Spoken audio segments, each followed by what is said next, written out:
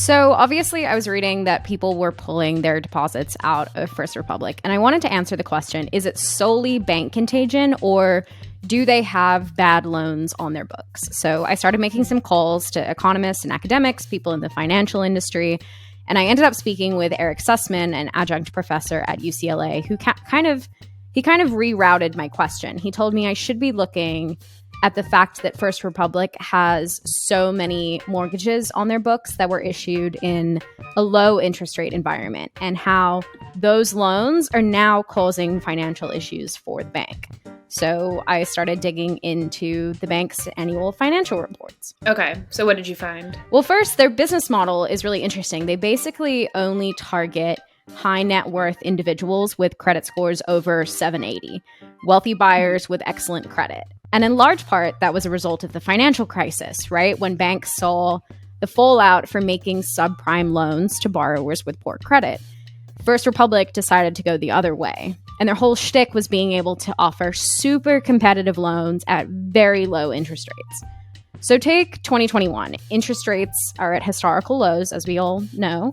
And to remind you, the average mortgage rate at the end of the year was 2.96%, very low compared to, that 7% range we're starting to see now. First Republic said its average rate or yield on residential real estate in 2021 was 2.82%. So pretty, definitely lower than that 2.96% average.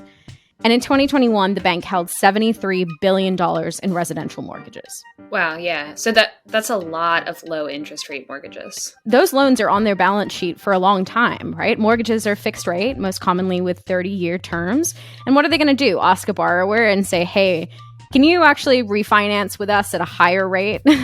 No, they can't.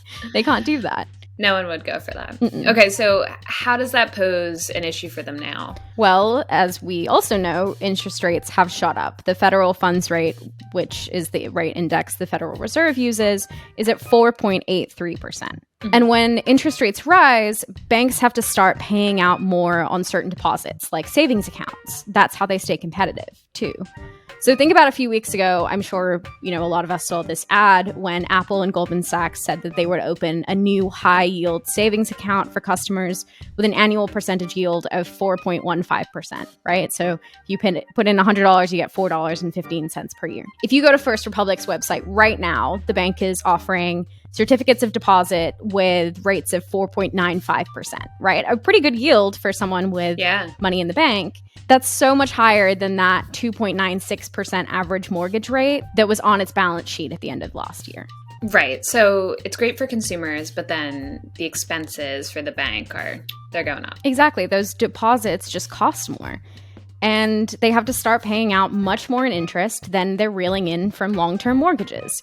It's created what's called an asset liability mismatch. As the name suggests, it's a situation where assets don't match liabilities. So let's jump to the bank's earnings last week. I'm going to spit off some numbers here and you can dissect them, Bella. So first, the bank lost $102 billion in deposits. So what does that mean for them? Yeah, so up until Monday, we really had no idea how much First Republic had lost.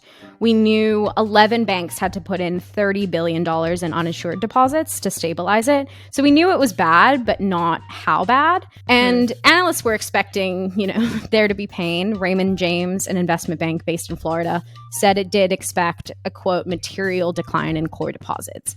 But that $102 billion was way worse than analysts expected. It ended the quarter with $104 billion in deposits, and that included the $30 billion, I know this is a lot of numbers here, from those 11 banks in 3 months. So really, it lost more than half of its deposit base in 3 months.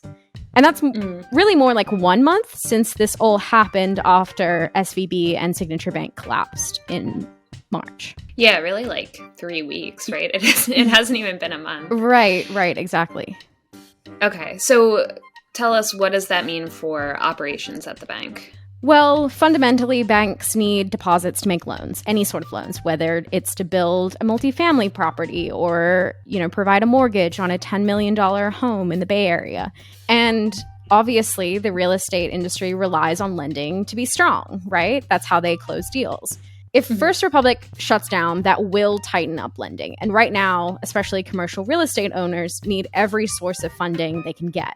About $137 billion worth of commercial-backed loans is coming due by the end of this year, and those need to be refinanced, right? Borrowers need options.